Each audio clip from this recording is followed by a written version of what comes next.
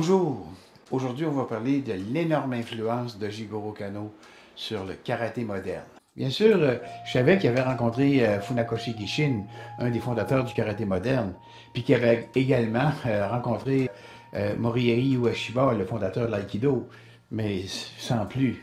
J'ai eu une rencontre avec mon vieil ami Yves Landry, 7e dan de judo, que beaucoup d'entre vous connaissent.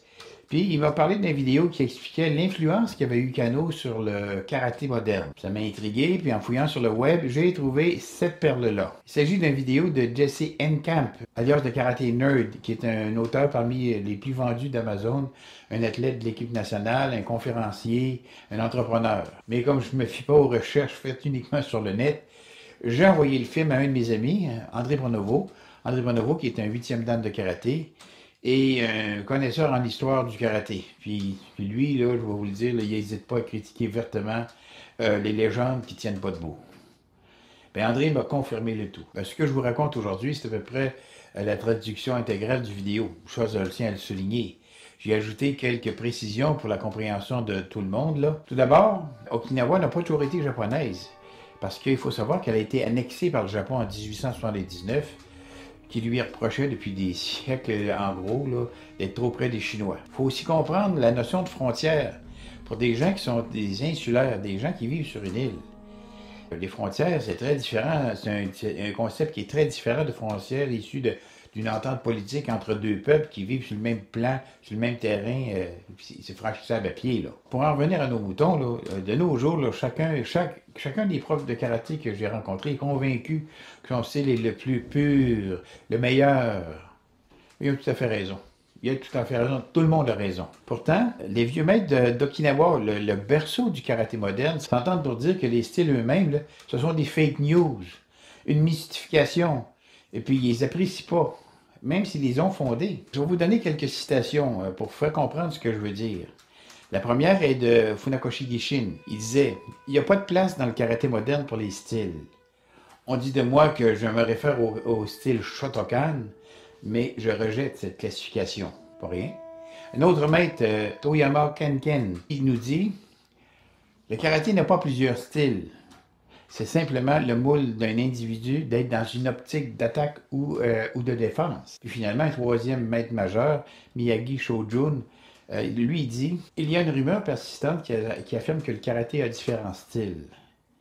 Je crois qu'une telle vision est fausse, car il n'y en a pas de preuve du tout. » Mais quelles peuvent être les explications de ces citations de ces personnes qui sont quand même des experts reconnus? Pourquoi ces précurseurs sont tous d'accord sur ce point-là, les styles?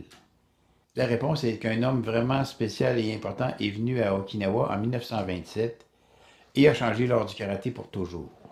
Imaginez un temps avant que les styles de karaté existent et chacun apprendrait les uns des autres et, à force d'essais-erreurs, développerait un seul et unique art martial. Et tout ça se passe avant que le mot karaté existe. À cette période-là, on parlait plus de Tode, Tode qui signifie littéralement main de Chine. Et c'est parce que beaucoup d'arts de combat originaux de Chine ont influencé le karaté, et c'est devenu un problème lorsque le karaté a supposé être modernisé par les Japonais.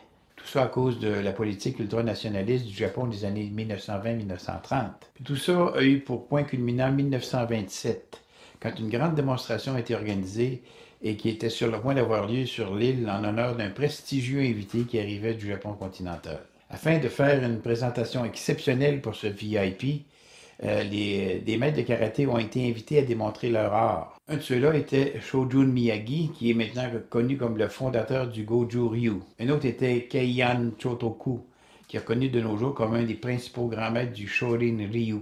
Le troisième et le dernier était Kenwa Mabuni, aujourd'hui reconnu comme le fondateur du Shito Ryu. Il faut garder en mémoire, ces gens-là n'étaient que des experts locaux qui ont été invités à démontrer leur art à ce fameux événement. Mais il y avait un gros problème. Le comité organisateur a vite découvert que la main chinoise n'était peut-être pas la meilleure chose à démontrer dans cette sombre période du nationalisme du Japon, comme je le disais, et des forces politiques anti-chinoises présentes partout et qui pourraient être très contrariants pour les invités. Ils ont solutionné le problème de façon extrêmement intelligente. Ils ont créé les tout premiers styles de karaté en supprimant les connexions et les connotations chinoises et ont décidé d'utiliser leur origine d'Okinawa, d'où tout le monde était issu. Par exemple, Kayan Chotoku était de Tomari. C'est un petit village dont il a appelé son karaté Tomari-te. Miyagi Chojun était de Naha, la principale ville de Naha. Il a donc nommé son karaté Naha-te. Puis Mabuni Kanwa, il venait de Shuri, un petit village. Il a appelé son style Shuri-te. De cette manière-là, quand les importants invités sont arrivés du Japon, ils ont regardé la démonstration et ont constaté qu'il n'y avait aucune connexion avec la Chine. Ça ressemblait à quelque chose d'originaire d'Okinawa, de différentes villes de cette île-là. Aujourd'hui, c'est difficile de voir ça parce que ces villages-là sont regroupés dans la même ville. C'est Naha, la principale ville d'Okinawa. Mais c'était très différent il y a 90 ans. Et bien, c'est de cette façon-là que les premières versions des styles de karaté ont été créées. Simplement pour satisfaire cet invité spécial qui arrive sur cette petite île du sud du Japon pour assister à une démonstration. Vous avez compris qu'il s'agissait bien sûr de Jigoro Kano. Mais pourquoi c'était si important? Comme je l'ai expliqué dans plusieurs vidéos sur sa vie, Kano était un personnage très haut placé politiquement parlant, dans la société japonaise en général. Il était entre autres responsable de la restructuration du système éducatif à l'échelle nationale. Et selon l'article de M-Camp, sa seule présence était un très grand honneur et rien ne devait mal tourner, et spécialement rien qui n'avait de connexion avec la Chine. Ça, c'était selon les organisateurs, parce que moi, je pense que c'était c'était l'opinion des gens d'Okinawa et non nécessairement celle de Kano. Parce qu'il faut se rappeler qu'en 1899, il avait créé une école supérieure, le Jiraku Shoin. En fait, c'est devenu plus tard le Kobun Gakuin pour les étudiants chinois à Canada. Ça, c'était destiné à aider les Chinois qui se relevaient péniblement de leur défaite à la guerre sino-japonaise. Ces premières ébauches des styles de karaté ne sont pas des styles modernes. Mais avant que le karaté ne fasse transition d'Okinawa vers l'île principale de Honshu, le mainland, il était temps de couper tout lien avec Okinawa, un peu comme ça avait été le cas avec la Chine quelques années plus tôt. Parce que maintenant, le karaté était appelé à devenir un art martial japonais majeur. Pas quelque chose de quasi folklorique qui émane d'une petite île dont à peu près personne n'avait entendu parler. On sent ici l'influence de la Nippon Butokukai dont j'ai souvent parlé, dont Kano faisait, et plusieurs très hauts gradés du judo faisaient partie. Le Butokukai est un organisme très important dans la société japonaise. On peut traduire le nom par l'Association des vertus martiales du Grand Japon. Leur mandat à eux était de standardiser puis d'encadrer les arts martiaux japonais à travers le pays. Et le karaté était là pour en faire partie. Compte tenu de la présence du Butokukai, le karaté devait être japonais.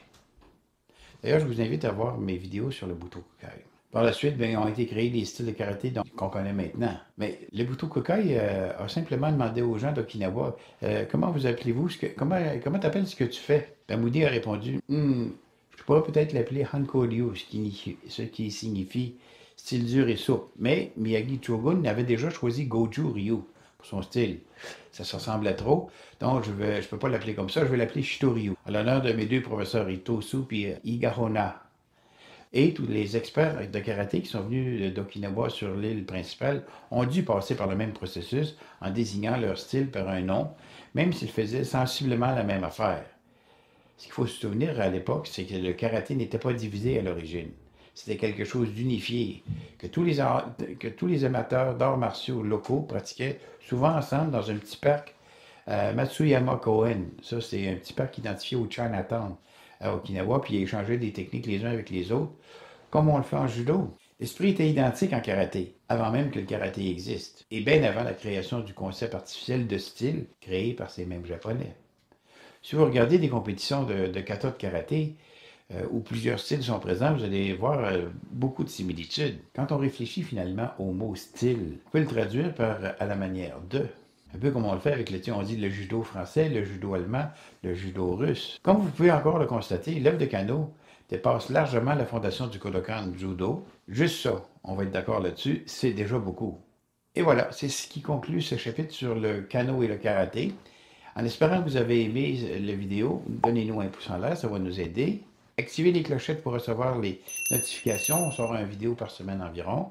Partagez ces vidéos-là avec vos amis et surtout abonnez-vous à la chaîne Martialement Vôtre, ça va nous donner un coup de main.